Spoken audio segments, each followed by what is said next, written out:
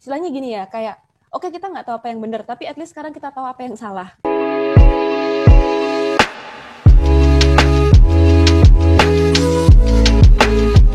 Halo teman-teman, kembali lagi bersama gue Jonathan N. Kali ini gue akan bawakan segmen baru namanya Binder alias Bincang Founder. Nah, di Bincang Founder ini gue akan ngobrol dengan founder-founder bisnis dan juga startup.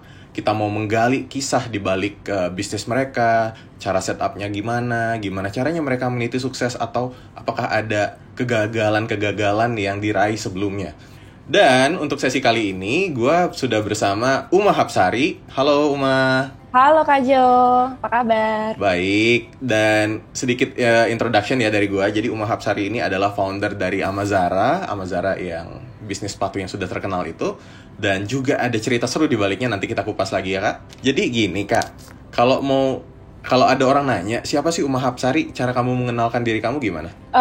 SOP-nya biasanya ngomong I am Uma, nama saya Uma. Saya founder dari brand sepatu lokal dari Jogja, namanya Amazara. I'm a full-time mom. Amazara itu diambil dari nama anak saya, Amazara juga. She's 7 now. Terus selain Amazara, saya sekarang juga lagi aktif bikin community namanya Mendaki Kembali. Mendaki Kembali itu adalah sebuah community di mana kita percaya bahwa pebisnis yang sukses itu adalah mereka yang mampu mengelola keuangan bisnis dan pribadinya. Terus, I am a deep believer, and this is a quotation in my life, bahwa I believe in the courage to live in our own shoes so we can be the best version of ourselves and give meaningful impact for others. That quote itu diambil dari buku yang saya tulis, judulnya In My Own Shoes. Nah, itu Kak Jo punya. Itu menceritakan tentang the truth behind entrepreneurship. Jadi, apa sih yang sebenarnya terjadi di belakang entrepreneurship yang sepertinya kelihatannya kayak wow gitu. Ya. Sebenarnya apa? Right, nanti mungkin kita akan kupas sedikit mengenai bukunya. Aku juga udah baca, dan benar sih, selama ini kan kayaknya di sosial media di mana semua orang didorong, ayo bikin bisnis sendiri, ayo jadi entrepreneur. Padahal sebenarnya jadi entrepreneur ya berliku-liku juga jalannya kan. Dan when you start a business itu kan kayak, kalau kerja tuh masih ada, apa ya, kayaknya ada jam kerjanya ya. Sementara ketika jadi entrepreneur, bikin bisnis sendiri, kayaknya ya udah 24/7 kita mikirin bisnis terus. True. Right? Oke, nanti kita akan gali lagi. Nah, balik lagi. Jadi, ternyata Amazara itu diambil dari nama anak kamu ya? Iya, anak aku. Jadi lucu ya, jadi kayak wow, ada bisnis juga kan in a way kayak anak ya, figuratively. Yeah, it's like my second kid ya. Ada juga yang bilang sih kayak kalau apakah boleh ya bisnis itu kan sesuatu yang bisnis gitu. Apakah boleh sih diambil dari nama pribadi atau nama anak? What if something bad happen to the business? Apa nggak kasihan anaknya gitu? Banyak sih yang komentar kayak gitu. But I'm a firm believer bahwa apa yang kita tuangkan di bisnis itu banyak sekali hal-hal yang sifatnya personal juga. Our soul, our message gitu. Jadi sama aja sih, kalaupun misalnya kita tidak menuangkan soul ke situ, bisnisnya juga akan terasa soulless. So we have a reputation to build kan. Nah, reputasinya ini ya sama aja, mau bisnis mau personal. I think we have to keep it great in both anyway. Jadi kenapa nggak tergabung aja gitu. Betul, nama itu satu hal, tapi soul-nya juga harus tetap ada ya Kak? Betul, kayak misalnya awal-awal mungkin kayak misalnya nih ketika Amazara berjalan gitu ya, of course the business is great, and also mungkin bisnis modelnya juga oke, semuanya oke gitu Kak Jo. Tapi ketika misalnya kita ngobrol dengan investor atau kita ngobrol dengan klien atau kayak gimana, mereka tetap lihat sih who is the person behind it, can I trust this person or not. Muncul atau tidak muncul kita di publik, tetap aja itu sesuatu yang reputasi itu pasti dikonsider banget sama bisnis partner kita. Jadi itu tidak terpisahkan. Right. Saya. Dan ini kalau kita ngomong perjalanan awal Kak Uma bikin Amazara, momen apa yang bikin Kak Uma kayak, oke deh gue mau bikin bisnis ini? Oke, that's a good question. Aku juga cerita tuh di buku sedikit di bab pertama. Jadi dulu tuh I heard, when people want to start a business, banyak yang banget yang bilang kayak, oh find your why. You have to find the purpose gitu. Terus kayak aku tuh ngerasa, what is the bigger purpose beyond myself? Karena waktu itu aku lagi, I was 24, 23 gitu. I didn't know much about life. Jadi what I know ya adalah ya sudah doing better aja gitu. And I didn't even know apa sih purpose Ina itu gitu. Aku tuh pengen punya, tapi it's just hard to be that deep. So I started from apa yang ada di depan kita aja. Jadi aku mulai dari Oke, dulu itu triggernya adalah pada waktu itu kan lagi ngelola family business. Jadi orang tua aku tuh memang sudah bisnis lama gitu lah Kak Jo. I grew up in a retail environment sampai rumah tuh ruko gitu. Kalau habis TK tuh pulang tuh dibawanya tuh ke pasar. Jadi bapak tuh udah jualan sepatu dari lama. Jadi karena terus waktu aku besar bisnis orang tua sudah berkembang, akulah digadang lah untuk meneruskan bisnis orang tua. But running a family business itu kan kayak gimana ya? Susah-susah gampang susah sih. Orang bilang kayak sudah ada jalannya. Tapi I respect people who actually runs a family business loh. Karena di situ banyak sekali ego yang harus ditekan. Betul. Bener-bener. Misalnya kayak orang tua kita sudah menjalankan bisnis berapa 25 tahun, 30 tahun. Sedangkan kita anak baru, ucuk-ucuk kita mau punya inovasi gitu misalnya. Ya pasti kita dibantah dulu dong. Karena kan kita modal ngomong doang, mereka sudah modal eksperimen dan track recordnya jelas gitu. And then it's their business. Jadi di situ tuh susah banget kayak setiap hari tuh konflik terus sama orang tua. Konflik in a good way ya, karena kan kita bener-bener berusaha kayak okay, this is what I think good for the business, terus mereka juga gitu. Nah karena adanya konflik itu, aku ada seperti internal motivation untuk udahlah I want to make something on my own.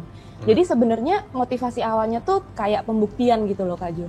Pembuktian bahwa I can do it. I want to prove it to myself that I can do it. I want to prove it to my parents, to people around me that aku tuh bisa gitu. Males banget saya kalau dibilang kayak dia mah sukses gara-gara itu doang sih, usaha keluarga doang gitu. You don't know how hard it is. Terus habis itu mulailah bikin Amazara. Nah, my message here adalah ternyata setelah menjalankan Amazara hampir 6 tahun ya sekarang, baru aku menemukan sense of purpose di situ. Jadi sebenarnya buat teman-teman entrepreneur yang kayak mau memulai sesuatu apa nih? Apakah kita harus punya bigger purpose and why? Iya, teorinya memang seperti itu. Tapi kadang-kadang hidup kita itu when we don't know ourselves that much, ya sudah kita mulai dari apa yang di depan aja. Just be better at it. Kalau salah ya udah nanti tinggal diulangin lagi, tinggal belajar lagi gitu. Jadi answering your question Kak Jo, triggernya adalah dari mau membuktikan diri sebenarnya. Sampai dari situ ketemu sendiri nih purpose hidupnya apa, the why behind what I do apa gitu. Itu mikirnya berapa lama Kak sampai akhirnya ya udah deh aku mau coba sendiri? I think it's more of a guts ya. Kalau mikir itu kalau entrepreneurship itu kan you know lah Kak Jo, kalau kita mau ngelakuin sesuatu mikir terus ya nggak kemana-mana sih kita. Iya. Karena justru ketika kita mikir terlalu gimana gitu ya tanpa dibarengi eksekusi, yang pertama when we talking about moment itu tidak datang 2 kali. Kadang-kadang kita mikir ini persiapannya harus gini, tapi by the time kita persiapan sempurna, orang lain udah duluan. Right. Atau momennya udah lewat. Jadi, I think pada waktu itu tuh, if I remember, Instagram tuh belum kayak gini sekarang. Dulu tuh masih zamannya SFS. Itu tahun 2015 ya? 2015 awal. Orang tuh masih, Shopee, Tokopedia belum kayak gini. Mungkin udah ada ya, tapi kayak people, apa gitu? Shopee, Tokopedia, apa gitu? Terus waktu itu kan aku dulu kuliah di Sydney, Kak Jo. Nah di Sydney itu kayak e-commerce itu udah bener-bener apa ya, udah bener-bener jadi banner di jalan, dan udah bener-bener jadi iklan harian. Sedangkan di Indonesia waktu itu masih kayaknya awal-awal baru ada kayak Zalora gitu, tapi yang lain-lain belum terlalu. So I thought okay, kita bangun website aja kalau gitu. Barangnya apa? Again mulai dari yang terdekat lagi. Kita online-kan aja barang orang tua gitu. Jadi that's why website awalnya Amazara itu isinya adalah parfum KW, kosmetik, baju, apa aja yang bisa. Nggak ada sepatu waktu itu malahan. Apa yang bisa dijual. Nah ternyata nggak laku. Terus kita eksperimen lagi apa yang menyebabkan ini itu. Terus setelah itu baru tuh kita ketemu. Nah kalau bukan karena kita eksekusi aja dulu, terus baru menyimpulkan sih kayaknya nggak akan bahkan ketemu jualan sepatu in the beginning. Right. Justru sebenarnya di awal itu niatnya bukan bikin usaha sepatu ya, tapi bikin semacam apa ya, website buat jual, buat memindahkan barang jualan orang tua dari offline ke digital gitu ya. Betul. Jadi sebenarnya nggak mikir yang kayak gimana banget ya. Makanya ketika Kak Jo nanya berapa lama sih proses mikirnya? Well, I would like to see typical entrepreneur kan ada 2 ya. Oke, yang udah bener-bener siap. Ketika I started mendaki kembali itu I exactly know what I want dan ini bakalan jadi kayak gimana. Tapi ketika aku memulai Amazara, I didn't know anything. Kayak ya udah yang penting jalan dulu aja. Baru setelah eksekusi, bahkan as simple as this, kita aja mulai nggak jualan sepatu loh. Jadi betul. It's a bit absurd. Bahkan setelah eksekusi beberapa bulan baru ketemu, oh ya udah sepatu aja. Gitu. Nah, Jadi itu gimana Kak bisa sampai ke sepatu? Nah, jadi awalnya itu pertama, itu kan ketika di website itu nggak laku. So, teman-teman kalau menemukan sesuatu challenge di depan, it's actually good. Do not stop. Karena itu sebuah hint untuk ke pintu yang benar. Istilahnya gini ya, kayak, oke, kita nggak tahu apa yang benar, tapi at least sekarang kita tahu apa yang salah. A bit better dong daripada not knowing at all. Jadi pada waktu itu karena pintunya tertutup, aku terus mikir, oke, ini customer ini aku tanyain, kenapa mereka nanya-nanya doang, tapi nggak beli? Akhirnya aku nanya, mereka bilang gini, contoh nih ya, aku kan resellernya kosmetik nih misalnya. Nah, kosmetik ini tuh udah ada di daerah mereka juga. Jadi kalau misalnya ada orang dari Kalimantan tahu website kita, terus habis itu dia nanya produk A ini, ngapain mereka kirim dari Jogja? Ongkirnya aja mahal, mendingan beli dari sana. And that happens the same thing sama baju sama yang lain-lain. Oke, terus aku berpikir kayak gini, kalau gitu kita nggak boleh jualan barang yang bisa dibandingkan secara harga bener-bener apple to apple. And the only way would be making our own brand.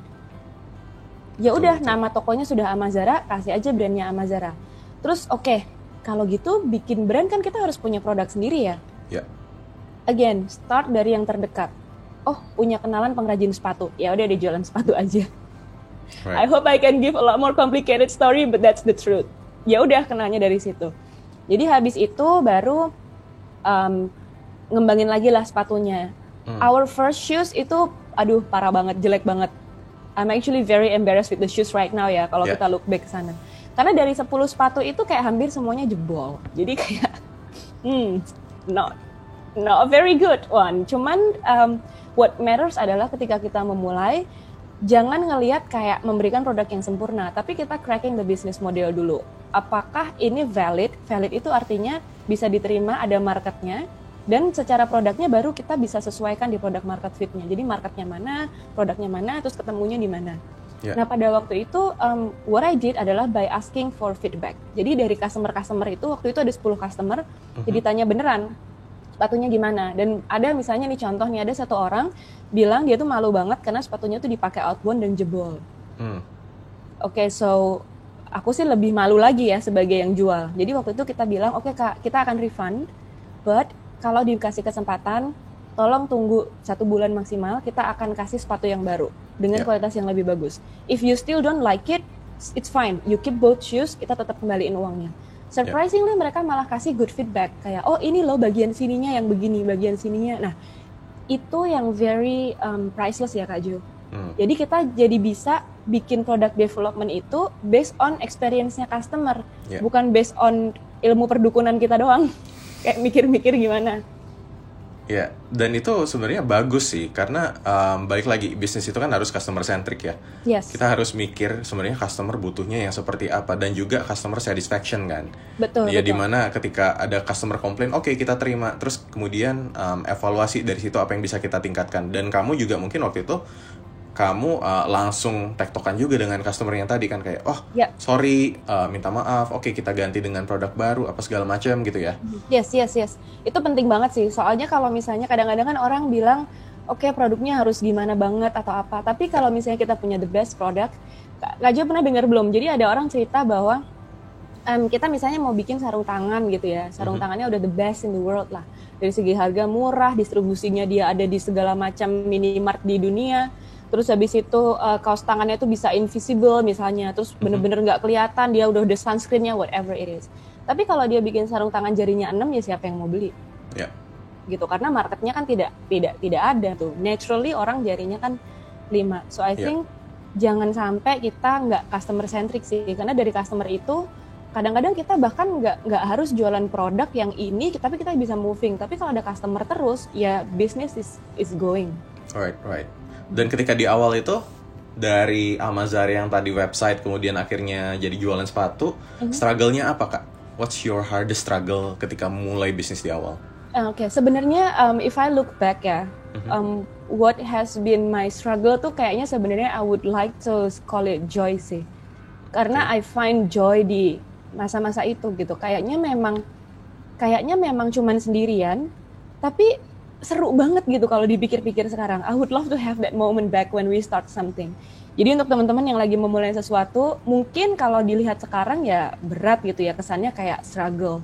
Tapi kalau mau dilihat 5 tahun dari sekarang, when you already make it, terus kita ngelihat ke masa-masa ke belakang tuh, gila itu seru banget loh. Jadi mungkin the word struggle itu mungkin lebih ke kayak proses apa yang harus di-cracking di awal supaya kita bisa sampai titik ini.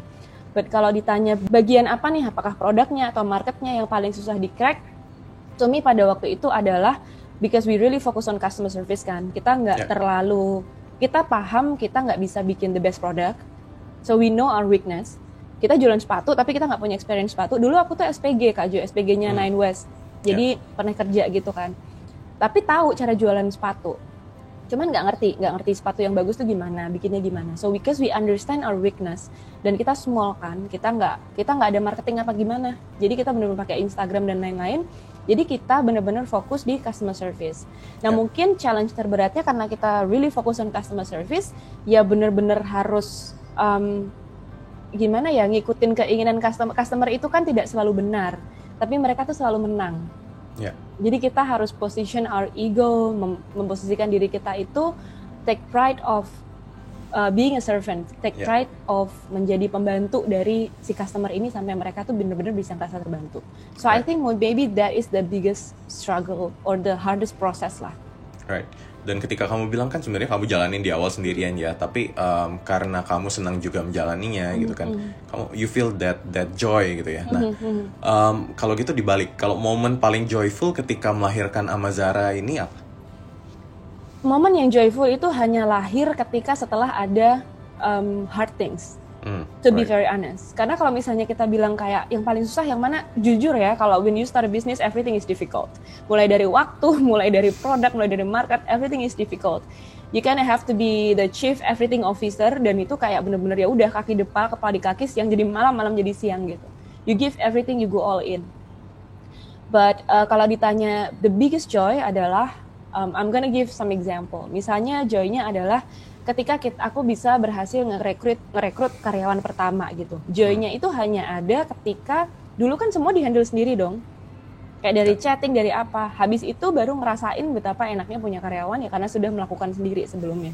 Terus kayak the biggest joy of product development happen because I literally going through the process of gimana sih produknya rusak dan segala macam. Jadi ketika berhasil menciptakan sebuah improvement kecil aja, itu tuh bahagianya luar biasa. Karena melalui proses itu. Tapi kalau misalnya aku langsung skip mungkin ya, udah punya itu, justru maybe I wouldn't find that joyful moments ketika memulai sih. Right. Ini kisahnya seru banget nih di awal memulai Amazara. Itu tahun 2015 ya? Itu 2015, 2016. 2015 kamu kepikiran bikin website gimana Kak? Bikin sendiri? WordPress. Betul. WordPress. Jadi belajar website juga. Maksudnya itu kan nggak susah ya sebenarnya kalau kita mau belajar gitu kan, udah ada menu-menunya. Jadi waktu itu bikin websitenya WordPress, terus aku minta tolong temen untuk bantu di customin.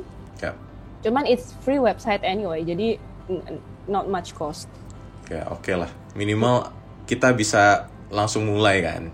Yes. Karena waktu itu juga kayak mau mulai dari marketplace gitu-gitu, tapi dulu kan belum ada.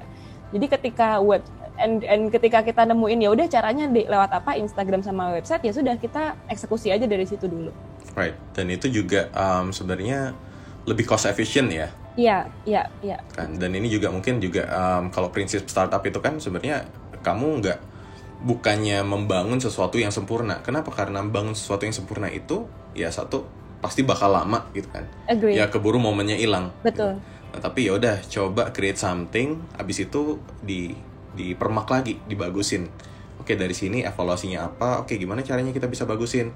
Kayak aplikasi kan di awal-awal biasanya rata-rata startup bikin aplikasi banyak bug, ya udah bugnya pelan-pelan dihapus dan seterusnya. Betul.